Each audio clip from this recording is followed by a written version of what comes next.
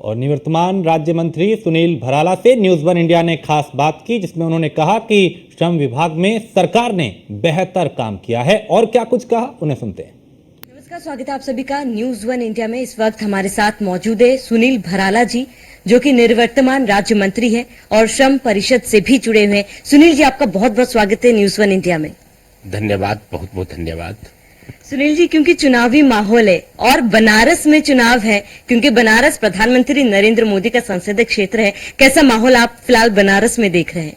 देखिए, मुझे भारतीय जनता पार्टी उत्तर प्रदेश ने चंदौली लोकसभा का विशेष जनसंपर्क मतदाता अभियान में हूँ और यहाँ वाराणसी में प्रधानमंत्री जी के चुनाव में भी मैं ऐसे लोग जो गरीब हैं, जो झुग्गी झोपड़ी बस्ती हैं, मलिन हैं, जो नीडी हैं, श्रमिक हैं, मैं उन परिवारों में मेरा यहाँ भी जाना हो और मेरी एक संगोष्ठी भी यहाँ पर हुई जो श्रमिक परिवार से जुड़े लोग थे, उनके बीच में बैठा, वार्ता हुई।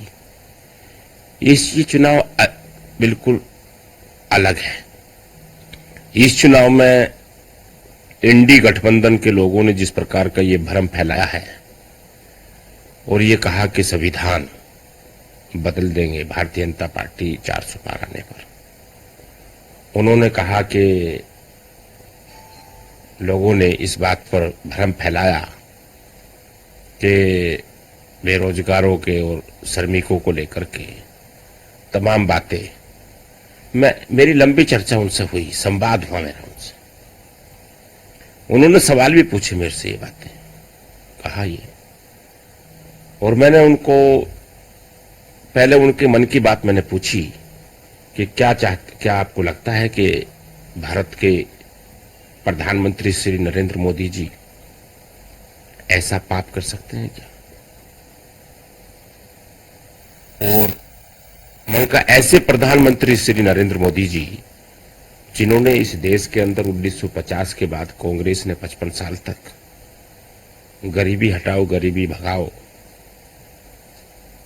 कांग्रेस पार्टी ने रोटी कपड़ा और मकान पर ऐसे गरीबों के नाम पर चुनाव लड़े और उन्होंने गरीबों के कभी सपने पूरे नहीं करे, चुनावी वादे पूरे कभी नहीं किए, वे वादे रह गए केवल। और भारत के प्रधानमंत्री श्री नरेंद्र मोदी जी ने स्पष्ट रूप से कहा 2014 में दिल्ली के ताल कटोरा स्टेडियम में, वहां पर कम से कम हजारों झुग्गी झोपड़ी बस्ती श्रमिक परिवारों के बीच में वो गए। मैं भारतीय जनता पार्टी झुग्गी झोपड़ी प्रकोष्ठ में राष्ट्रीय संयोजक का दायित्व निभान करता था और उन्होंने कहा कि जहां झुग्गी वहां मकान, गरीबों के लिए बात करी थी उन्होंने। ये संकल्प है मेरा लोगों देश के अंदर।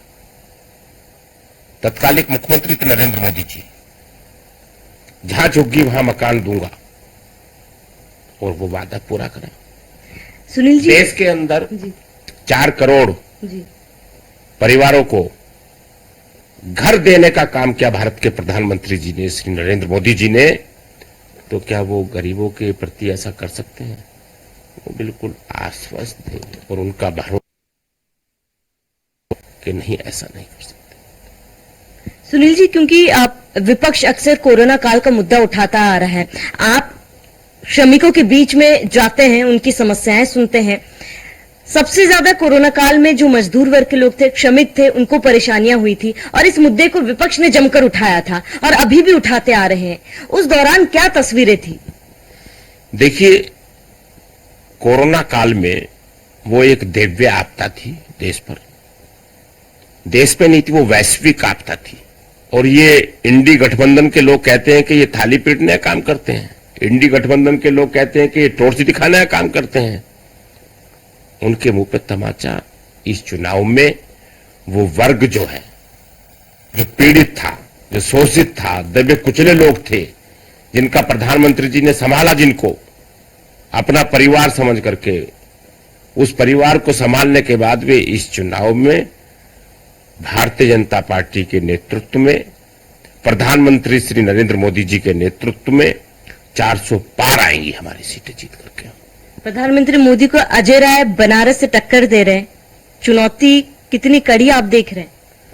देखिए, कोई चुनौती नहीं, ना अजय राय कोई टक्कर दे रहे हैं, ना कोई चुनौती है। वो केवल मीडिया और सोशल मीडिया और टेलीविजन तक सीमित हैं। सड़कों पर लड़ते नहीं, परिश्रम करते नहीं। मैंने अजय राय जी को देख लिया है, वो प्रदेश अध्यक्ष भी रहे हैं इस समय वर्तमान में संभवतः। उनका कोई लड़ाई, कोई आंदोलन करने की उनमें कोई क्षमता नहीं है। वो कहां लड़ेंगे प्रधानमंत्री जी से? अब की बार उत्तर प्रदेश में 80 की 80 सीटों का जो लक्ष्य बीजेपी ने रखा है, वो लक्ष्य पा पाएगी बीजेपी? बिल्कुल। हम 2014 का जो हमारा लक्ष्य था 73, भारतीय जनता पार्टी उत्तर प्रदेश में 80 में से 73 सीट लेकर के उत्तर प्रदेश में 2014 का इतिहास दोहराएगी। बहुत बहुत शुक्रिया सर, न्यूज वन इंडिया से बातचीत करने के लिए। तो हमारे साथ निवर्तमान राज्य मंत्री सुनील भराला जी थे, जिनका कहना है कि बीजेपी ने जो लक्ष्य सेट किया है 400 पार का, वो तो पार करेगी ही, लेकिन उत्तर प्रदेश में 80 के 80 का लक्ष्य भी बीजेपी पाएगी। और इंडी गठबंधन को इन तमाम जो आरोप लगा रही है 4 जून को, इसका जवाब जरूर जनता देगी। कैमरा पर्सन रजा के साथ शावनी पटनायक।